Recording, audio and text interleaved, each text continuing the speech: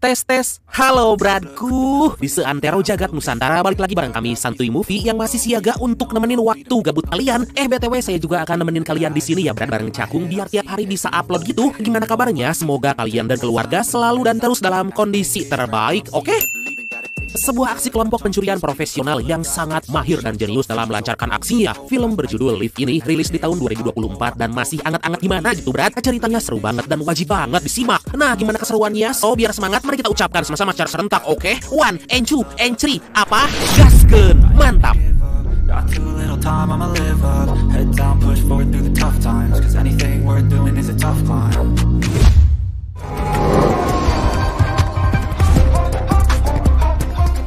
Dalam sebuah acara pelelangan yang terletak di wilayah Venesia, para tamu undangan berdatangan dan memakai topeng. Tapi beda dari yang lain, seorang pria yang bernama Cyrus ini malah menunjukkan identitas aslinya. Diketahui pelelangan yang lagi berlangsung ini diawasi oleh para agen Interpol di bawah pimpinan seorang wanita yang bernama Abby, karena ternyata Cyrus adalah seorang pencuri kelas kakap yang diduga akan beraksi di tempat itu.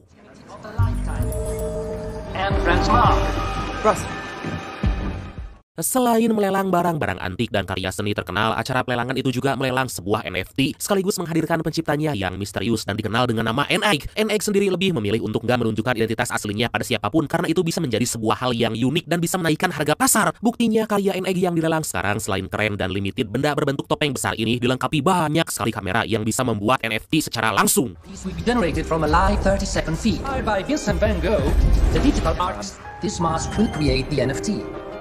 Di luar nalar setelah melihat karya NX yang begitu memukau, Cyrus menawarnya dengan harga $12 juta. Mengetahui hal tersebut, seorang pengusaha muda yang kita sebut aja Opik lah ya kayak biasa, langsung menaikkan harga menjadi $16,5 juta. Cyrus yang gak mau ketinggalan tentu aja menaikkan harga kembali menjadi $20 juta. Duh, itu duit semua bukan ya apa daun. Sampai pada akhirnya saat pelelangan barang tersebut dimenangkan oleh Cyrus, tiba-tiba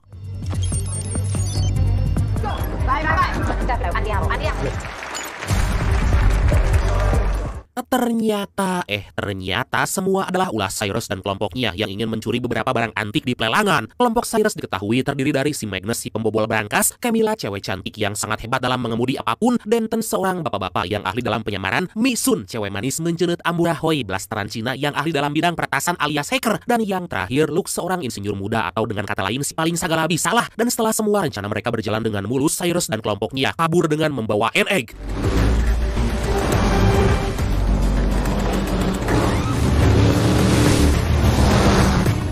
Mengetahui hal tersebut, Abby langsung mengerahkan beberapa pasukan untuk mengejar mereka. Tapi sangat disayangkan karena keahlian yang begitu hebat, kelompok Cyrus bisa dengan mudah melarikan diri.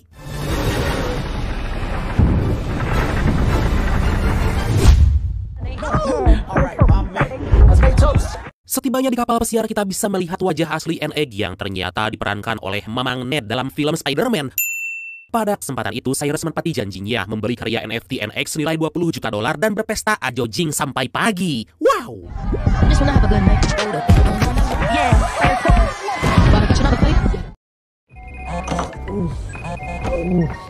Atas hilangnya NX yang diculik oleh kelompok Cyrus, semua channel televisi menyiarkan berita tentang hilangnya NX. Abby yang melihat sebuah kejanggalan dari Denton dalam sebuah rekaman video langsung menangkapnya. Sedangkan di waktu yang sama, NX yang baru sadar jika dirinya telah diculik seketika langsung ketar-ketir. Beruntung sebelum NX mengira mereka yang enggak, Cyrus menjelaskan maksud mereka menculiknya.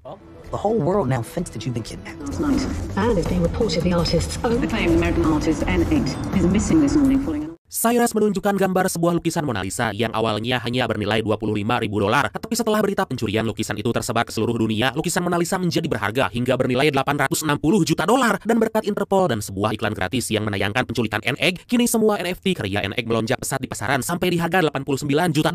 Disinilah Cyrus mengatakan maksudnya, di mana dia meminta 40% dari laba hasil penjualan karya NFT NX.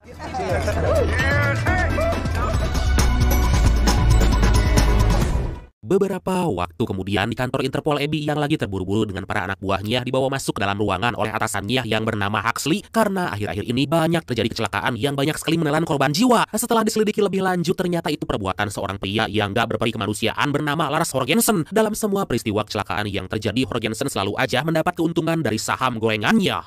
Millions could die. And Jorgensen would make billions of it.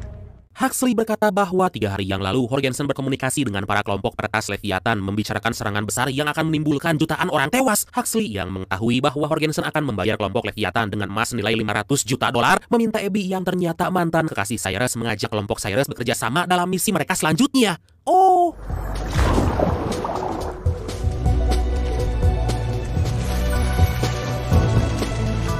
Pada malam hari, Abby pun langsung mengunjungi Cyrus dan menerangkan ingin mengajak bekerja sama. Mendengar hal itu, Cyrus tampak enggan karena dia tahu seberapa kejamnya Jorgensen. Tapi setelah Abby menjelaskan bahwa itu semua demi keselamatan banyak orang dan berjanji akan membebaskan semua hukuman pada kelompoknya, dengan berat hati Cyrus menuruti permintaan Abby asalkan Abby harus ikut.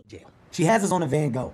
Plus, and not that they should swing. Dengan kehadiran Abby, semua anggota kelompok Cyrus menolak karena menganggap jika itu hanya sebuah jebakan. Tapi setelah melihat kedatangan Denton yang ternyata benar dibebaskan oleh Abby, semua kelompok Cyrus pun sepakat dan mau mendengarkan rencana yang akan mereka lakukan. Okay.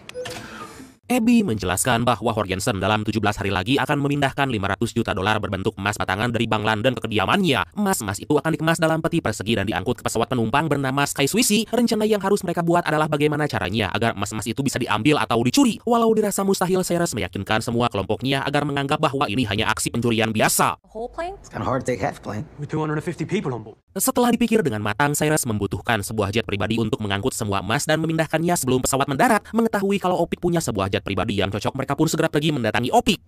Especially with the glass roof. I don't know, my jet is priceless. It's a one-off concept model. Secara mengejutkan, Opik punya sebuah pesawat jet yang sangatlah begitu mewah dengan berbagai fitur yang lengkap. Pada kesempatan itu, Abby dan Cyrus pun menjelaskan maksudnya yang ingin meminjam jet pribadi Opik dalam beberapa hari ke depan. Dengan terpaksa karena gak ingin ditangkap karena telah menjalankan beberapa bisnis ilegal, Opik pun akhirnya setuju. We gotta make that jet invisible to radar.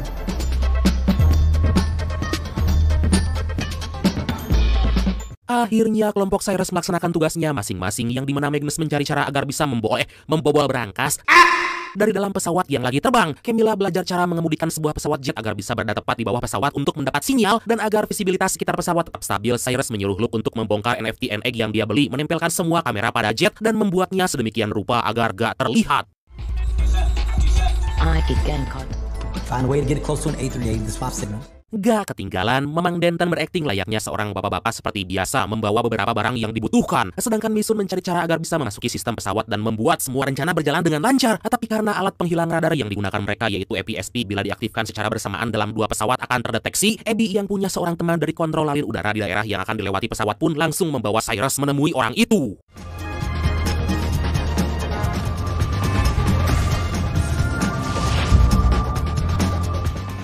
Di sebuah coffee shop, mereka menemui kenalan Abby yang putanginah ngahanakeun alias ngeselin bernama Harry. Awalnya Harry menolak kerjasama dengan mereka karena gak peduli dengan masalah mereka berdua. Beruntung Cyrus yang tahu keinginan Harry berjanji akan memberikan $1 juta jika Harry mau bekerja sama. Atas hal itulah si tangkurak Harry ini pun bersedia untuk bekerja sama.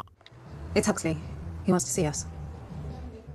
Setelah memastikan Harry mau bekerja sama, Cyrus dibawa oleh Abby ke hadapan Huxley, dan secara gak diduga, pada kesempatan itu Huxley mengatakan kalau orang yang telah memberi mereka informasi yang bernama Arthur ditemukan tewas terdampar dalam keadaan tubuh yang telah dimutilasi. Mengetahui hal tersebut, Cyrus yang ketakutan pun lebih memilih untuk keluar dari misi mereka kali ini. Tapi karena nggak mau semua kelompoknya membusuk di penjara, dengan berat hati dia mengatakan akan tetap melanjutkan misinya. Luke? Yeah. Beberapa waktu kemudian, belum juga kabar berita tentang Arthur hilang, Cyrus dan kelompoknya dibuat ketakutan oleh tindakan Jorgensen. Demi mendapatkan keuntungan dari saham gorengannya, Jorgensen yang bekerja sama dengan kelompok Leviathan telah membanjiri hampir seluruh kota wilayah Madrid yang banyak sekali menelan korban jiwa. Atas hal itulah, Cyrus yang gak mau kalau semua kelompoknya menjadi korban menyuruh mereka untuk berhenti dan hanya dia dan Abby yang akan melanjutkan misi. Tapi secara gak disangka, semua kelompok Cyrus yang sangat menyayanginya dengan tulus memutuskan untuk melanjutkan misi.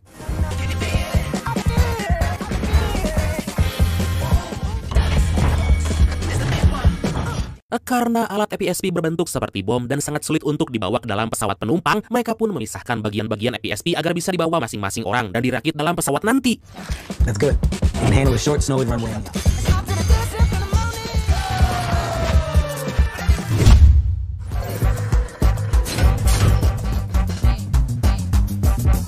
Singkat cerita, akhirnya hari yang ditunggu-tunggu pun tiba. Terlihat di Bandara Heathrow, London, Cyrus dan kelompoknya berhasil memasuki pesawat yang berisi emas-emas Jorgensen. Tapi saat pesawat akan lepas landas, mereka dikagetkan dengan Luke yang ternyata gak jadi ikut dalam misi. Di tempat lain, Camilla telah bersiap-siap menerbangkan jet silumannya untuk berada tepat di bawah pesawat mereka nanti.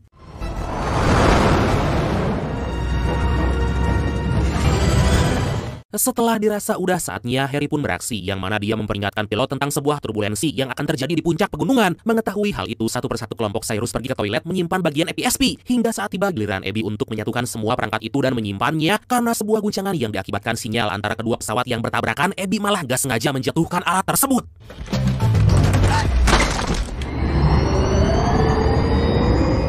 Cyrus yang merasa ada hal yang gak beres segera masuk ke toilet membantu Abby merakit alat EPSP. Di waktu yang sama, Camilla berusaha agar jet yang dia kemudikan bisa tepat berada di bawah pesawat. Dan gak ketinggalan, Magnus pun melancarkan aksinya, membobol berangkas yang ada di pesawat itu. Beruntung atas kerjasama yang sangat baik, sejauh ini mereka berhasil menjalankan misi.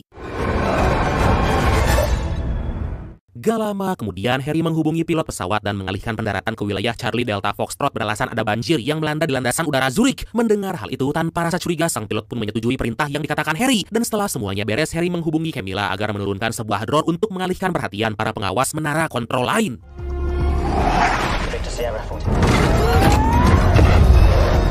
Merasa ada hal yang gak beres, anak buah Jorgensen segera mengemasi barang-barang dan merancang sebuah pistol kecil. Gak berselang lama, salah satu anak buah Jorgensen menyandra seorang pramugari dan berniat untuk masuk ke ruang kokpit. Melihat hal itu, tentu aja Cyrus dan Abby pun segera menghentikan mereka.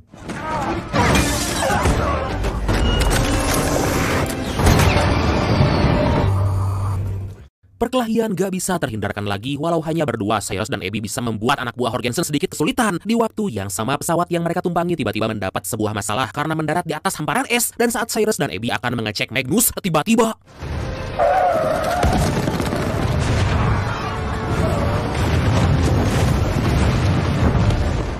sangat disayangkan karena kejadian itulah Cyrus, Abby, dan juga Magnus tertangkap oleh para anak buah Jorgensen. Jorgensen yang baru mendapat kabar bahwa kelompok Cyrus akan mencuri semua emas-emasnya memerintahkan anak buahnya agar membawa mereka. Alhasil Camilla yang baru tiba juga diangkut bersama Cyrus dan juga Abby. Sayangnya karena jet yang mereka tumpangi bakal kelebihan muatan, Magnus dibawa dan akan dilenyapkan.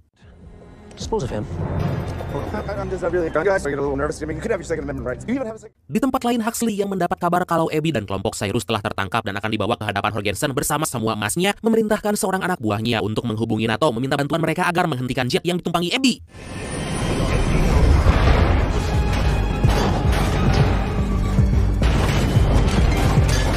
Di waktu yang sama, Camilla yang cerdik mengemudikan pesawatnya dengan ekstrim bermaksud untuk melepas mode jet siluman mereka. Sementara itu Magnus yang akan dieksekusi oleh anak buah Jorgensen dengan cerdik bisa membalikkan keadaan dan langsung kabur.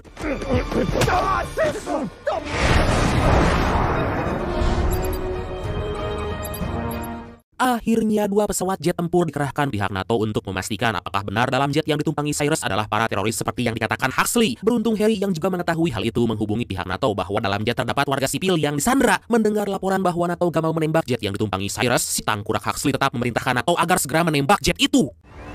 Weapons hot. Unidentified.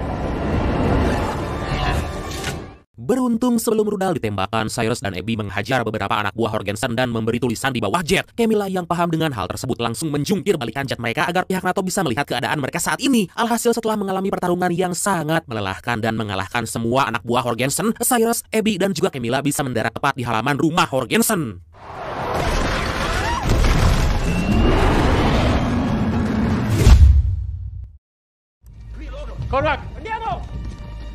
Jorgensen dan seorang petinggi Leviathan yang bernama Martina langsung menghampiri Cyrus, Abby, dan juga Camilla. Dengan tertangkapnya mereka, Misun segera menjalankan tugasnya. Mengetahui kalau salah satu dari mereka adalah anggota Interpol, Martina seketika itu juga menghentikan transaksinya dengan Jorgensen. Karena hal itulah Jorgensen yang gak punya hati nurani langsung menembak Martina. Beruntung sebelum hal buruk terjadi pada kelompok Cyrus, beberapa kepolisian datang ke tempat itu.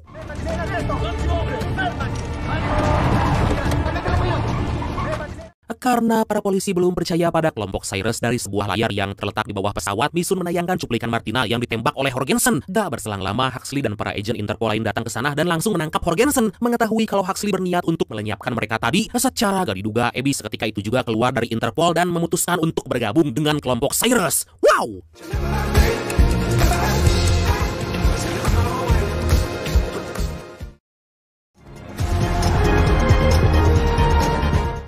Beberapa waktu kemudian, Cyrus mengatakan hal yang di luar nalar pada Abby karena ternyata sebenarnya mereka telah mencuri semua emas milik Jorgensen. Emas-emas itu ditukar dengan emas palsu yang dibuat oleh Magnus saat mereka berdua mengunjungi Harry. Dan Luke, ya sebenarnya dia nggak keluar melainkan menjalankan tugas lain menurunkan emas-emas itu. Atas semua keberhasilan yang mereka lakukan, dengan resmi Abby menjadi bagian dari kelompok Cyrus. Dan akhirnya film ini pun